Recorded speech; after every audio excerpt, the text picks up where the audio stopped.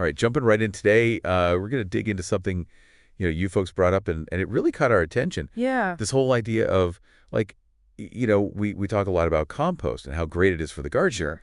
But how can we really be sure that the compost we're using is like, the good stuff, Right. not something that's going to, cause more problems than it solves? Right.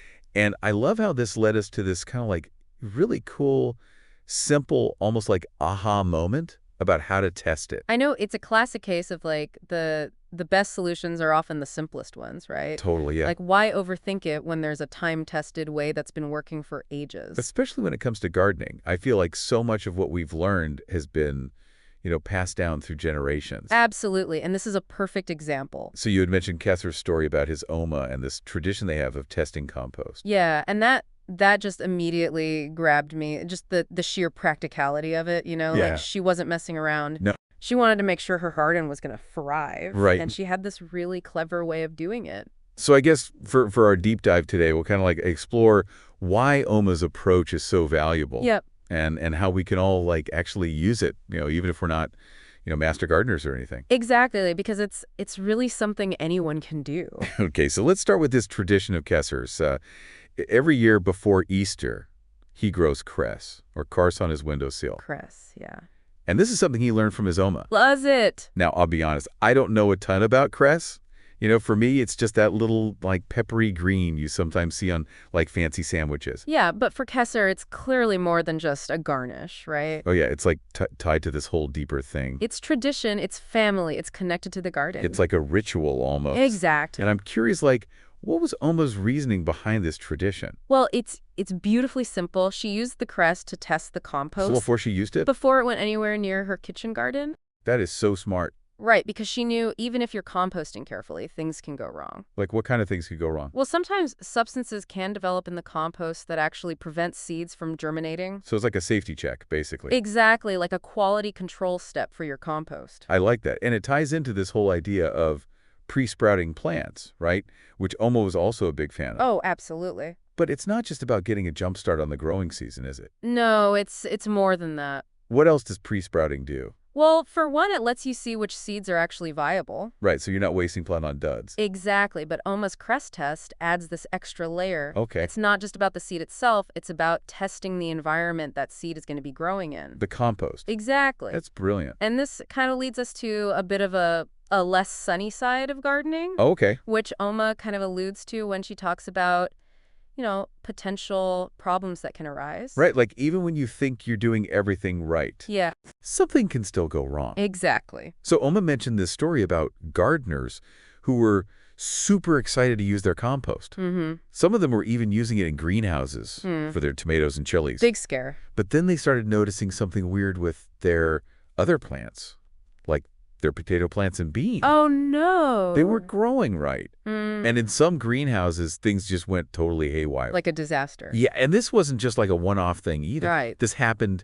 in the USA, Canada, England, Sweden, and later on even in Denmark. Wow, so widespread. Yeah, it's like this invisible problem lurking in what you think is this, like, beneficial thing for your garden. Right. It's kind of scary, actually. It is. It's a reminder that we don't always know everything about what we're putting into our soil. So what was causing all these problems? So the culprit in this case was a herbicide called aminopyralid. Aminopyralid. Yeah, it's a mouthful. It is. Basically, it was designed to target broadleaf weeds, Okay. and they like dandelions and things like that, while leaving grasses and grains unharmed. So on the surface, it sounds like a decent solution for weeds. Right. It seemed like a targeted approach. But there's a twist, isn't there? So it's this aminopyralid had a nasty habit of sticking around. Like it didn't break down? It didn't always break down as expected in the environment. Oh. And it could actually pass through the digestive systems of animals. So if an animal, like a horse, ate plants treated with aminopyralid, The herbicide would end up in their manure. which then got used for compost. Exactly. Well, you know. And what made it even trickier is that the animals themselves didn't show any signs of being affected. So like even a horse eating this stuff would look totally fine. Right. But then their manure would be contaminated. Yeah, it was like a hidden danger. Wow, so it's like this pain reaction. It is. And it wasn't until gardeners started seeing their plants, getting deformed and not growing properly, that people realized something was up with the compost. Exactly. It was like a delayed reaction. That is so frustrating. Right. Imagine thinking you're doing everything right, and then... Your garden just fails. Yeah, it's heartbreaking. And to make matters worse, this wasn't just like a one-time thing. Years later, a similar issue popped up in Denmark. Mm-hmm. A store chain had to recall organic fertilizer. You're kidding. And they didn't even give a clear explanation. Suspicious. Right. But the likely cause was, you guessed, undipyralid. aminopyralid contamination. Oh. Can you imagine choosing the organic, putting in all that effort, and then... Your whole harvest is ruined. Yeah, because of something you can't even see or smell. It's a nightmare. It really highlights how complex this whole thing is. It does. So what can we learn from all of this? Well, I think it shows that we don't always fully understand how the chemicals we use break down in the environment. Right. And it also points to the limitations of relying solely on laboratory testing. That's interesting. Yeah, because sometimes those tests aren't sensitive enough to pick up on low levels of a substance. Even if those levels are still harmful to plants. Exactly. And it gets even more complicated when we talk about organic practices, right? Oh, yeah. Because even if animal feed is supposed to be organic, it can still get contaminated through things like drift. Yeah, tiny particles of spray or vapor from nearby conventional farms. So even if you're buying organic compost, there's no guarantee it's completely free of these chemicals. It's a tough situation. It is. And I think Kesser summed it up perfectly with his reaction to all of this. What was that? He just sent an emoji with wide eyes. Yeah, I think we can all relate to that. Totally. It makes you really think about what you're putting into your soil. Absolutely. So this brings us back to Oma's advice. Yeah, the practical stuff. Kesser asked her, like, what should a new gardener do if they only have a limited amount of compost? Mm-hmm. And they want to make sure it's good. Right. And Oma's answer was so simple. What was it?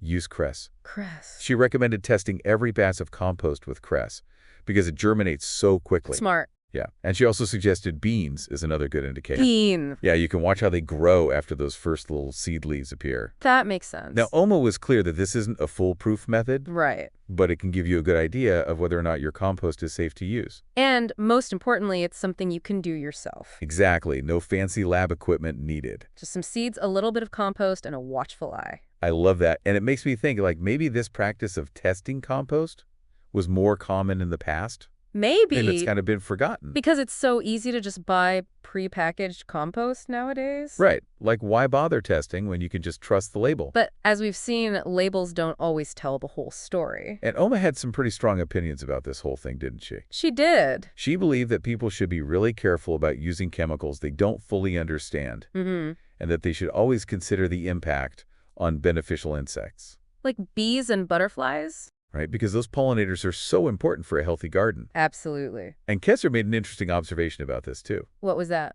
He talked about how there could be a disconnect between policymakers and gardeners. Like a different perspective? Yeah, the people making the rules about things like weed control might not actually be the ones out there getting their hands dirty. Right. They might not see the real-world consequences of those policies. So it's like this gap between theory and practice. Exactly. Which I think is a really important point. It is. We need to bridge that gap. So Kesser was curious about testing other plants, too, like peas. Peas. And Oma's response was just perfect. What did she say? She said, go for it, try it out, and see what happens. I love that she's all about experimentation. Right, it's like she's encouraging him to keep learning and observing. Exactly. And before we wrap up, Oma had one final piece of advice. Oh, yeah. About relying on local authorities for compost analysis. What did she say about that? She said, be careful. Yeah, like really consider the source of your compost. Mm-hmm. And whether or not you trust their analysis. Especially if they don't proactively test the compost or if not confident in the data. Exactly. It's like she's saying don't just blindly trust anyone. Right. Do your own research, be informed. So I guess the big takeaway for our listeners today is this. What's that? Test your compost. It's such a simple but crucial step. It is, and Oma's press test is a great example. Yeah, easy to do and potentially saves you a lot of heartache. Totally. It's all about being proactive and observant in the garden. Keeping your nose on the trail, as Oma might say. I love that. And this whole story also reminds us that there could be hidden problems. Like the aminopyralid situation. Right, and that we can't always rely on labels or lab tests. Sometimes the best tools we have are our own senses and our willingness to experiment. So true. And to learn from those who came before us. Absolutely, Oma. So here's a final thought for everyone listening. Beyond these chemical contaminants, what other unseen factors might be at play in our gardens? That's a good one. How can we develop a deeper, more intuitive understanding of our soil and our plants? By paying attention? Yeah, by going beyond what any label or test can tell us. By really connecting with the natural world. Exactly. Something to ponder until our next deep dive. Until next time. Thanks for listening. Happy gardening, everyone. Bye. All right, jumping right in today, we're going to dig into something you folks brought up, and it really caught our attention. Yeah. This whole idea of, like, we talk a lot about compost and how great it is for the garden. Sure. But how can we really be sure that the compost we're using is like, the good stuff? Right.